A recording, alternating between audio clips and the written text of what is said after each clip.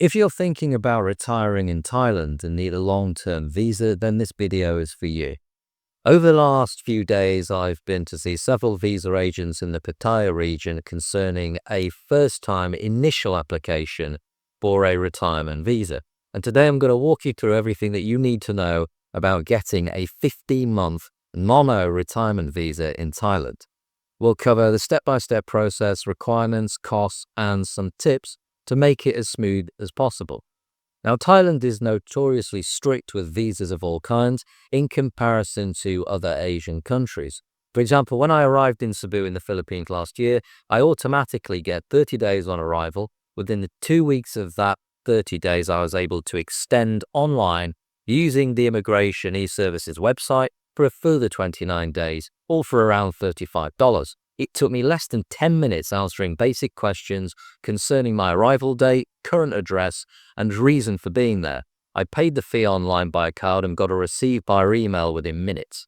I then received another email a day or two later confirming my visa extension, which made me all good for 59 days. Anything over that 59 days, and you'll need an ACR card known as an Alien Certificate of Registration.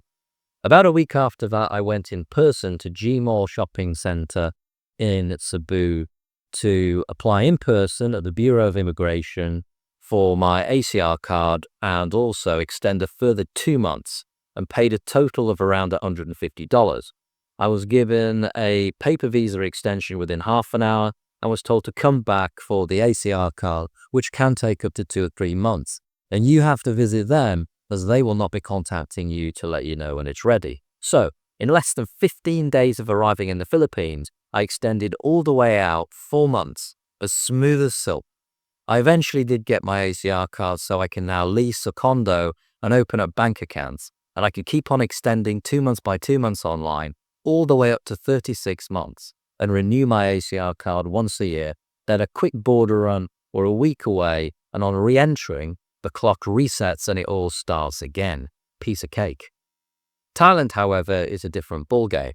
If you want to stay here for the long term and you're satisfied that you've carried out all due diligence required in making that key decision, then you're going to need a visa of some kind, and for most people watching this, that will be in the form of a retirement visa. Now, I've met with several visa agents, as I've said, and in the main, what they were telling me was uniform. So let's get straight into the requirements. You will require a valid passport with a minimum of 18 months remaining before the expiry date, obviously to cover at least the initial 15 months. You'll need a Thai bank account, which we'll talk about in a while, a Thai telephone number for the banking app, and a 12-month rental contract or proof of purchase of property, which we'll talk about some more in a moment. You will require a minimum of 30 days remaining on your existing stamp, which for most people watching this will be the 60 days you get on arrival here, as it's a requirement when opening the bank account. A second form of identification, for example, a driving license for your own country or a birth certificate or any other official ID of some kind. Age-wise, you must be 50 years of age or older. For requirements, financially, there are 3 options. The first is that you must have a bank deposit of at least 800,000 Thai baht, or around $23,700, in a Thai bank account for at least 2 months prior to the visa application. Or secondly, you can have a monthly income of at least 65,000 baht, or $1,925, or the third option is a combination of security deposit and an annual income totaling 800,000 Thai baht. Now, if any of these requirements is either out of reach or something that you wouldn't feel comfortable with, fear not, because a good agent will be well positioned to make certain aspects of these requirements less of a problem for you by facilitating them on your behalf. If the thought of transferring 800,000 Thai baht and having money in a Thai bank account makes you nervous. So unofficially, there is a way of helping you meet those requirements to keep things nice and smooth while making sure your money stays nice and safe with you in your home country. Now, for some of you, that could be a deal clincher. In respect of meeting the requirements of the 12-month rental contract, recently immigration now requires you to have this in place to apply for the retirement visa. But it's only required on the initial application and never again after that. But apparently, most applicants do not want to be tied to a 12-month contract for a variety of reasons. You might also want to take your time in finding somewhere that's suitable in an area that you are happy with, as not all condo residences are the same. It's always advisable to stay a month or two before committing to a lease, as some residences may look perfect online, but when you actually get there, it doesn't look anywhere near close to it. All the amenities are lacking. You might want to explore different parts of the region or country until you find what you are looking for. There are applicants that work on, for example, oil rigs or in the gold mines and come and go on a 3-monthly basis, so they don't want to be paying for 2 rents either.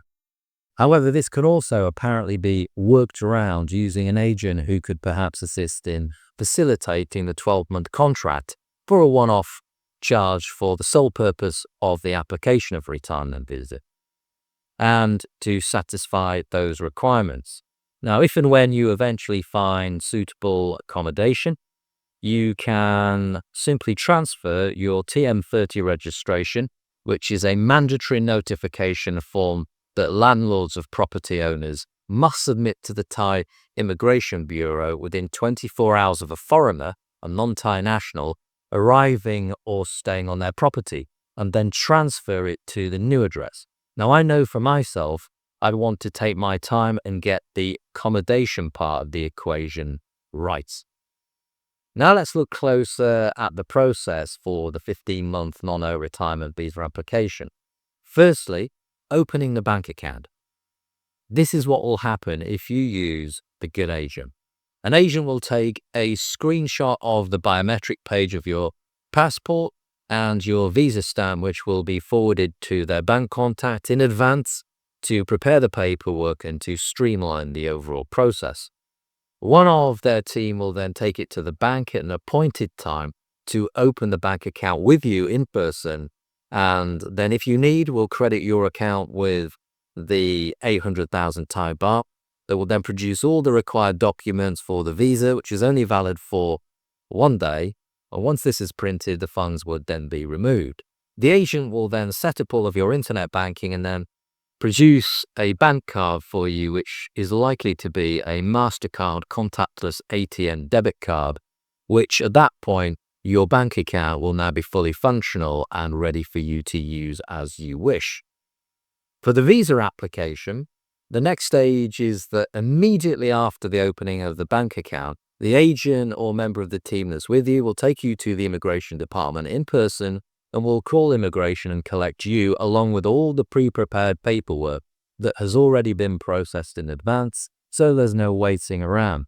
You will receive your passport around 3 to 4 weeks later, and that is all done within a couple of hours.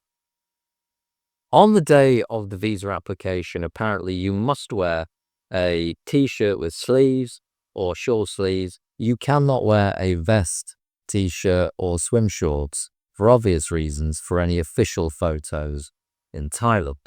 Now, with all O-type visas, you are required to do a 90-day reporting at immigration, and the agent will do this for you as long as you are in the same province.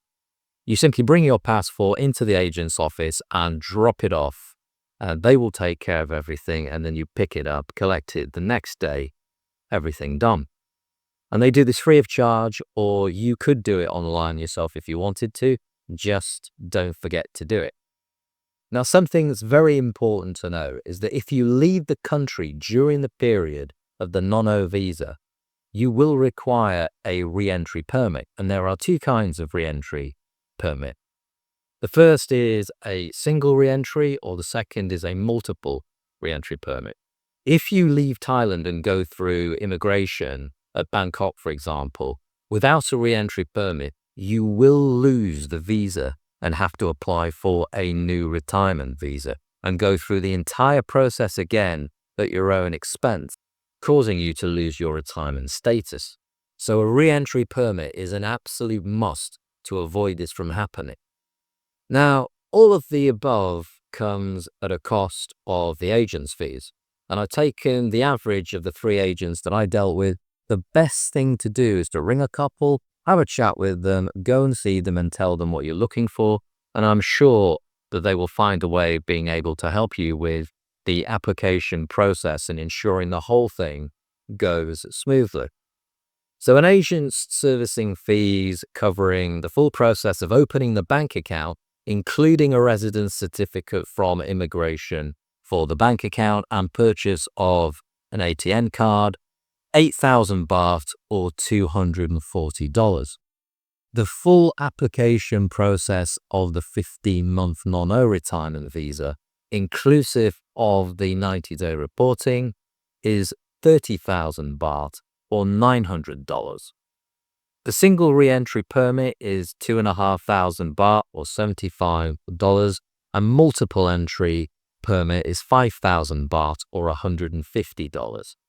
So to set you up on a 15-month non-retirement visa with multiple entry, with a facilitated service if you need it, giving you the freedom to find the right spot for you and hold on to your cash, runs to a grand total of 43,000 baht or around $1,300.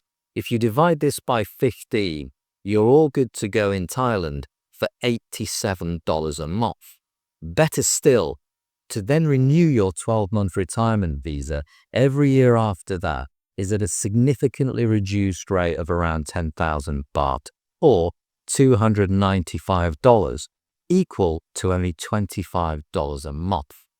Mouth-watering in my view, a nominal cost of doing business in this wonderfully exotic land certainly worth some serious considerations in that.